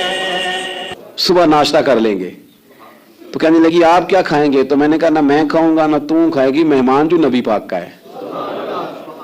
کہا اچھا. اب ذرا تجویز دیکھو میاں بیوی کی سوجھی آپس میں. کہتے ہیں کھانا لگا دینا کیونکہ ایک آدھ بندے کا کھانا ہے. اپنی غربتوں کا ہر جگہ اظہار کرنا، رونا رونا. یہ دیکھو غربت کیسے چھپائی جا رہی. اس کو کہا نہیں کہ چل تو تھوڑا رحم کھا، تو آیا ہے تو تھوڑا رحم کھا، یہ نہیں کہا اٹھ کے نا تو کھانا رکھنا اور اٹھ کے نا چراغ ٹھیک کرنے کے بہانے بجھا دینا. ہم دنیا والوں کے سامنے کیوں اپنے دکھ بیان کریں؟ ہم جو کہیں گے رب رسول کی بارگاہ میں کہیں گے. تو نا چراغ ٹھیک کرنے کے بہانے، اہلیہ اٹھی کھانا دینے کے بعد چراغ ٹھیک کرنے کے بہانے بجھا دیا. خامد بھی ہاتھ چلاتے رہے، بیوی کبھی برتن رکھتی کبھی اٹھاتی، پتہ چلے کہ کھانا کھا رہے ہیں، کھانا کھایا جا رہا ہے. کہتے ہیں مہمان پیٹ بھر کے کھانا کھا گیا. یہ کام ہوا رات کے اندھیرے میں، اس وقت ہوا جب چراغ بھی بند تھا، اس وقت ہوا جب کوئی دیکھنے والا نہیں تھا، کسی پڑوسی کو بھی خبر نہیں تھی. فرماتے ہیں صبح کے اجالے میں اس مہمان کو لے کے مسجد نبوی میں نے قدم رکھا تو نبی کریم نے فرمایا رات جو تم نے کام کیا ہے نا اسے دیکھ کے میرا رب بڑا مسکرایا ہے، اللہ بڑا مسکرایا ہے. اللہ تر دامنی پہ شیخ ہماری نہ جائیے، ہم دامن نہ چھوڑ دیں تو فرشتے وضو کریں. یہ شان ہے صحابہ کی. نبی کریم علیہ السلام نے فرمایا رب رات مسکرایا تیرا یہ انداز دیکھ کے، اور اس نے قرآن نازل کیا وَيُؤْثِرُونَ عَلَىٰ أَنفُسِهِمْ وَلَوْ كَانَ بِهِمْ خَصَاصَةٌ. کچھ لوگ وہ ہیں جنہیں بڑی بھی ضرورت ہو تو دوسروں پر احسار کر دیتے ہیں، قربانی دے دیتے ہیں. رب مسکرایا ہے. اندر پیسے رکھے ہوئے ہیں، اندر پیسے رکھے ہوئے ہیں، اور بہن آ کے منت کر رہی ہے کہ بھائی حالات بڑے خراب ہیں، تھوڑی سی مہربانی کر. تو کہتے ہیں بہن پردہ ہی ہے بس، کیسے بتاؤں تجھے حالات، تجھے کیا بتاؤں کام کتنی مشکل سے چلتا ہے، یہ پردہ ہی ہے بس. بہرحال اگر تو نے کہا ہے نا 50,000 تو میں زیادہ نہیں کوئی 20 کو دے دوں گا تجھے، وہ بھی خاصی نیکی کر کے، وہ بھی بتا سکھا کے. رات اماں پہ علیحدہ سے احسان چڑھاؤں گا، ابا پہ علیحدہ سے چڑھاؤں گا کہ تمہاری بیٹی کے ساتھ تعاون کر رہا ہوں، سارے علاقے کو ویسے ہی بتاؤں گا. اور وہ غریبنی بیچاری 20,000 لے کے گھر گئی ہے، وہی سفارشیں کر رہی ہے کہ مہربانی کرو. میں نے ایسے بھی دیکھے ہیں جو پہلے بیوی کو پکڑاتے ہیں تو دے، اس لیے کہ پھر وزیر اعظم تو ڈنڈا نکال لے گا تو بڑا مشکل ہو جائے گا پھر گھر میں رہنا، لہذا وہ یہ تو آگے لگ. یہ کیا لہجہ ہے آپ کا؟ یہ تو کسی کو بھی دیں تو چھپا کے دینے کا حکم ہے، کسی کو بھی دیں تو ہمیں حکم یہ ہے کہ سیدھے ہاتھ سے دینا ہے، الٹے کو خبر. اور یہ جو بالکل ہی اپنے ان پر تو پردہ پوشی آپ کے لیے ویسے ہی ضرورت تھی. میرے عزیز رب مسکراتا ہے. میرے نبی پاک علیہ السلام نے یہ اعمال ہمیں بتائے جن پر اللہ مسکراتا ہے، خوش ہوتا ہے. اور بعض لوگوں کو حضور نے نامینیٹ کیا. حضرت سعد بن معاذ رضی اللہ تعالیٰ عنہ عظیم صحابی تھے. یہ وہ خوبصورت صحابی ہیں جن کے جنازے کو کندھا میرے نبی پاک نے عطا فرمایا، حضور نے کندھا عطا فرمایا. کمال ہو گئی. نرخ بازار محبت کا انوکھا ہی ہو گیا، خود خریداروں میں شامل آ کے مولا ہو گیا. حضور نے کندھا دیا. حضرت سعد بن معاذ رضی اللہ تعالیٰ عنہ کا جب جنازہ اٹھا ان کی والدہ رو پڑی، بڑے درد سے روئی. ماں تھی نا، ان کی آواز جب حضور تک گئی تو نبی پاک نے فرمایا آنسوؤں کو روک لے، آواز کو کم کر لے، تیرے بیٹے کی تو جب روح پرواز ہوئی ہے تو رب مسکرایا ہے. جس کے آنے پہ رب راضی ہو مسکرا دے جو اس کی شان کے لائق ہے. یہ تو وہ لوگ ہیں کہ جن کے جانے پر نا رب، وہ کسی نے کہا تھا کہ میرے مرنے پہ ہر سو شور مچ جائے گا، دیکھو گے میرے مرنے پہ ہر سو شور، تمہیں پتہ چل جائے گا جب ہم جائیں گے. میرے مرنے پہ ہر سو شور مچ جائے گا، دیکھو گے. اور کہنے الوداع سرکار خود تشریف لائیں گے. اور درویش کہنے لگے بعد مرندے مکھڑا میرا ہو جاوے جے تازہ، پھر سمجھ لینا محبوب میرے نے آن پڑے ہے جنازہ. اور عاشق کا جنازہ ہے ذرا دھوم سے نکلے اور محبوب کی گلیوں سے ذرا گھوم کے نکلے. فرمایا کہ ان کے تو جانے پہ رب کریم. اور حضور نے ایک دعا بھی دی. حضرت ابو طلحہ، حضرت طلحہ رضی اللہ تعالیٰ عنہ صحابی تھے، ان کا وصال ہو گیا تو حضور نے دعا بھی دی. فرمایا یا اللہ جب میرا طلحہ ہے نا تو اس سے مسکرا کے بات کرنا، یہ تجھ سے مسکرا کے بات کرے جو تیری شان کے لائق ہے. تو اللہ تعالیٰ غائب درجے راضی ہوتا. ایک دفعہ پھر بات دہراتا ہوں، جو میدان میں ڈٹ کے شہید ہو رب اسے دیکھ کے مسکراتا ہے جو اس کی شان کے لائق. جو توبہ صحیح کریں سچی کریں رب انہیں دیکھ کے مسکراتا ہے جو اس کی شان کے لائق ہے. جو نماز کے لیے صفیں بنائے رب انہیں دیکھ کے مسکراتا ہے.